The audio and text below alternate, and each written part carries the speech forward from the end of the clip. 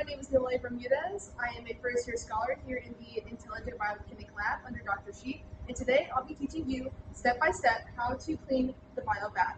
Here in our Biobath, we have a PBS solution used to host our tissues. Because our tissues get put in these baths for long periods of time, they leave residue that we have to clean and filter out in order to put new tissue and keep a clean and sanitized environment. Today, I'll be taking this here tube, and I will be putting one end into this nozzle, and the other end into a 1 gallon bucket. All right, here I'm going to take my nozzle and insert it into the bath, and you can see the solution is going to flow into my bucket, and now all I have to do is wait until this filters out completely. All right, while I wait for that Biobath to filter out, I'm going to take clean tap water and put it into my beaker. And this we are going to use to put into the beaker we had our previous PBS solution in order to clean and filter it out. All right, now that you can see the PBS solution is all drained out, I'm going to break the seal between the bath and the tube by clicking this here metal piece gently and removing my tube. All right, I'm going to put my tube into my bucket.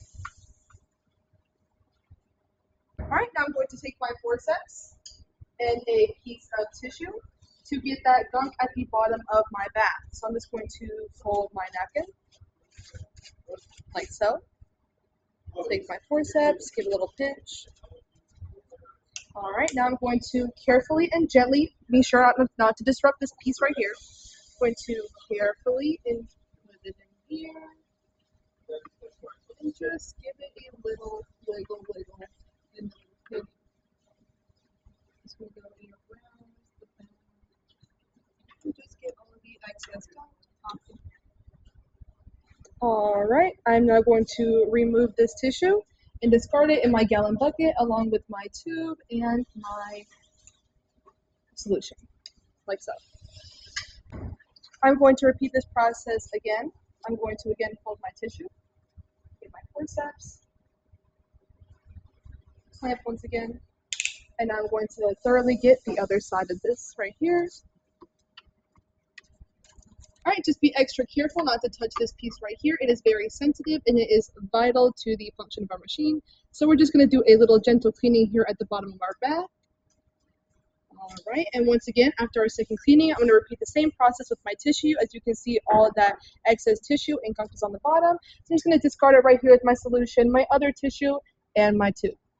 All right, now I'm going to take my clean tap water that I got while we were filtering out the original PBS solution, and I'm going to pour it into my bath.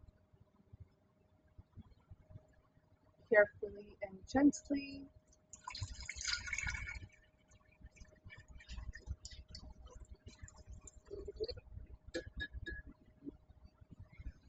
All right. Repeating a similar process what we did with the bottom of the bath, I'm going to take my napkin and do a trifold, take my forceps, and once again pinch.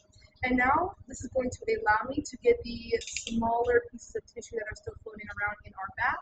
So I'm just going to repeat the process of going in there with my forceps and my tissue.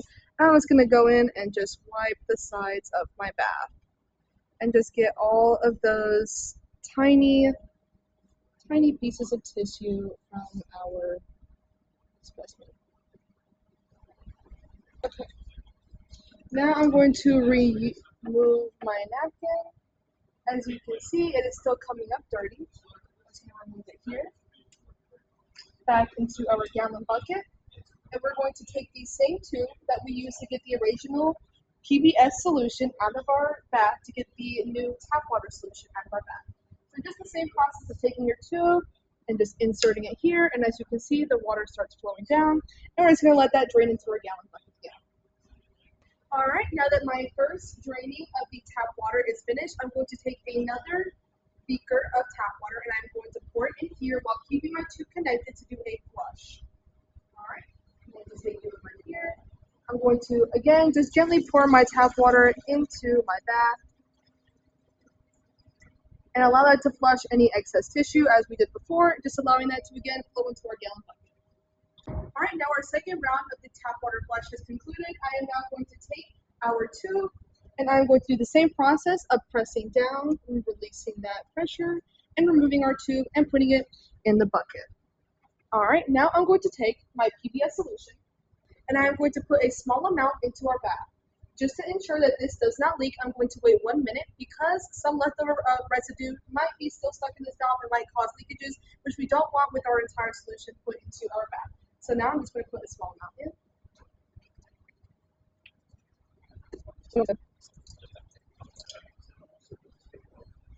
All right, I'm now going to close my PBS and we're going to wait 1 minute to see if any leakages occur.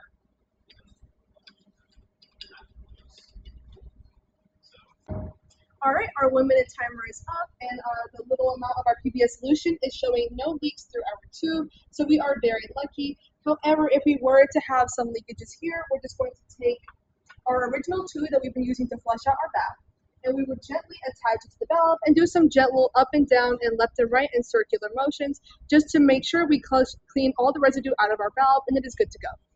However, because we don't have any leakages, we are good to add the rest of our PB2 solution into our bath.